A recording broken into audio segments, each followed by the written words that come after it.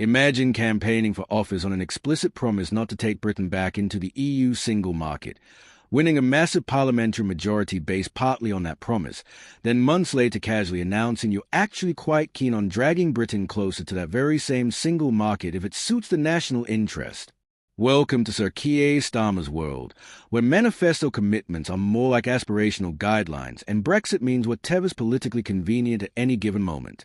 Labour MPs have reacted jubilantly after Prime Minister hinted at his biggest Brexit reversal so far, celebrating what they see as pragmatic economics, whilst Brexiteers scream betrayal and point furiously at that pesky manifesto everyone was supposed to take seriously. This isn't just another political controversy. This is potentially the most significant shift in Britain's relationship with Europe since Brexit itself, disguised as technocratic necessity, and it's absolutely tearing British politics apart. Let's unpack this explosive development.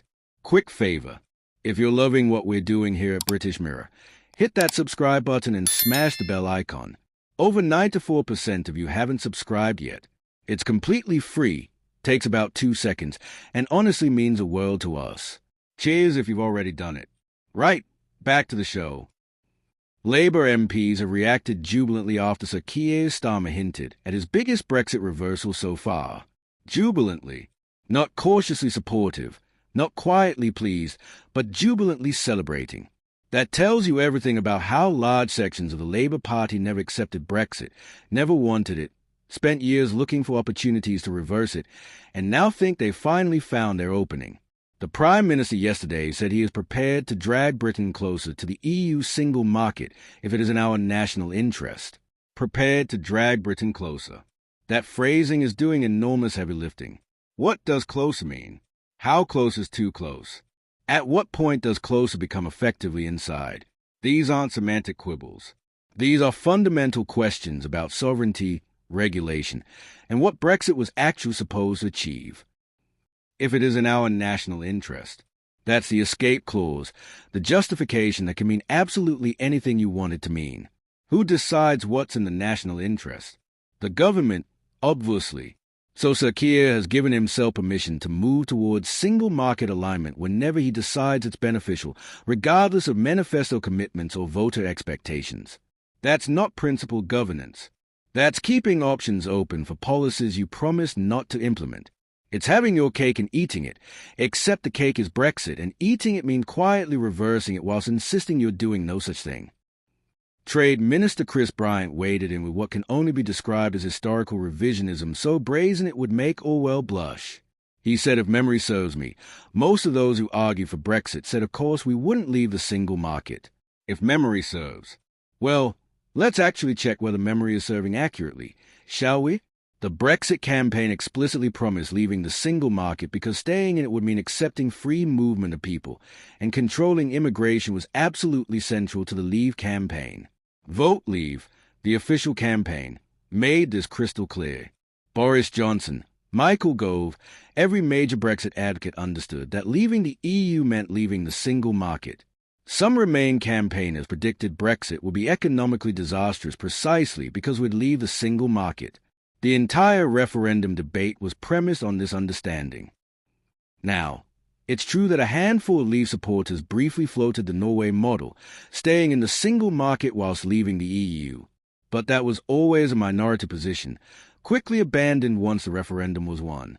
By the time Theresa May delivered her Lancaster House speech in January 2017, leaving the single market was official government policy supported by both major parties.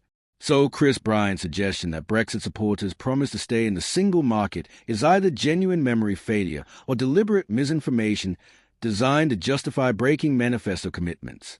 Either way, it's not remotely accurate. Meanwhile, Labour MP Oliver Ryan added his enthusiastic support with a statement that reveals the fundamental divide on this issue. He said, I'm yet to speak to an exporting, mass-employing business in my constituency who doesn't want this done urgently. Absolutely the right thing to do. Exporting businesses. Mass employers. These are important voices who desire consideration. Businesses that export to the EU face regulatory barriers, customs checks, and additional costs post-Brexit. Many would absolutely prefer single market membership or close alignment because it makes their operations easier and cheaper. That's entirely reasonable from their perspective. But here's the problem. Those businesses aren't the only stakeholders. What about workers who competed with EU migration and wanted immigration controls? What about communities that felt culturally overwhelmed by rapid change? What about people who voted Leave precisely because they didn't want Britain subject to EU regulations?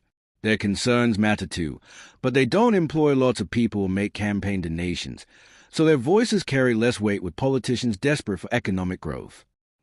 Oliver Ryan's statement also reveals how Labour views Brexit. For them, it's primarily an economic question. Did Brexit make Britain richer or poorer? Do businesses support or oppose it? Can alignment boost GDP? Those are legitimate considerations, but they miss the point entirely for millions of Leave voters who were never primarily motivated by economics. They voted Leave because they wanted sovereignty, control over borders, freedom from European courts and regulations, the ability to make British laws in British parliaments. Those concerns can't be measured in GDP points or export statistics. They are about identity, belonging, democracy, self-determination. When Labour dismisses them as economically illiterate protectionism, they are essentially saying those voters are wrong to care about non-economic factors. That's not just politically tone-deaf. It's actively contemptuous of legitimate democratic concerns. But the Tories warned Labour's Brexit betrayal was becoming clearer by the day. Brexit betrayal. That's not mild criticism. That's accusing Labour of systematically dismantling Brexit whilst pretending to honour it. And frankly, based on the evidence, it's hard to argue they're entirely wrong. Labour promised in their manifesto not to take Britain back into the single market or customs union. That was an explicit, unambiguous commitment voters were entitled to rely on. Now, months into government, Sir Keir is talking about moving closer to the single market if it's in the national interest. That's not honouring manifesto commitments. That's creating wiggle room to break them whilst maintaining plausible deniability. Starmer specifically is not the right man for it. Someone else might succeed or at least have a chance. Starmer doesn't. Preston's formal prediction is emphatic. My prediction is Keir Starmer goes, absolutely. I thought he would be gone by the end of 2025. And I have to confess, I did put a small £10 bet on that, which hasn't worked. I've now officially lost 10 quid. The fact that he actually bet money on Starmer being gone by end of 2025 shows this isn't just punditry. Preston was confident enough to wager on it. He was wrong on timing, but maintains his right on the ultimate outcome. I think most people feel that he will be gone. Most people don't think it's certain. I think it's almost certain he has to go. The football manager analogy Preston uses is perfect and devastating. Labour cannot improve. It's like a football manager when the club is at the bottom of the league. 3/4 of the season have gone, and your only chance now is to change leadership. You swap managers. This captures the logic of leadership change when recovery under current management seems impossible. You're not necessarily sacking the manager because they are bad. You're sacking them because the situation is beyond salvaging under their leadership, and only change offers hope. When Dawn Neeson asks who would replace Starmer, Preston immediately names Andy Burnham as the popular choice at the moment. Burnham is currently mayor of Greater Manchester and doesn't have a parliamentary seat, but Preston dismisses that as a minor obstacle. He doesn't have a seat, but that's easily doable.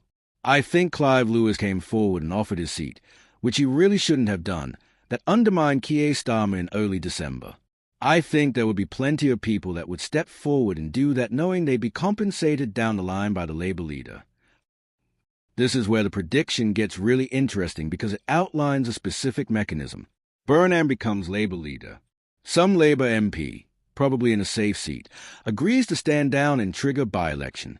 Burnham stands in that by-election, wins easily because of the safe Labour seat, enters Parliament, and becomes Prime Minister. The MP who stood aside gets compensated with a peerage or some other position. It's been done before in British politics and could easily be done again if Labour decides Burnham is their salvation. Preston's analysis of Reform UK and Nigel Farage is also insightful. He notes Reform is polling around 28% on average, and even if they drop to 25%, they should be very comfortable because that's still historically high for a party of their type. But he identifies a psychological danger. The problem is, it's at momentum, isn't it? If it were to carry on, and when you fall, like with football, when you have a bad run, People start fighting, infighting, causing trouble behind the scenes, and that's a very difficult job for a manager to handle. Preston raises a question about Farage's leadership, and the question is, if they dip down to 22% and there's infighting, is Nigel Farage the right man to manage that? This parallels his Starmer critique. It's not enough to be good when things are going well. Leadership is about handling adversity, managing declining momentum, preventing infighting. Can Farage do that? Preston seems uncertain. The broader context for all of this is Labour's catastrophic polling. They are being hammered across almost every metric. Approval ratings are terrible. Economic confidence is low. Trust in government is cratering.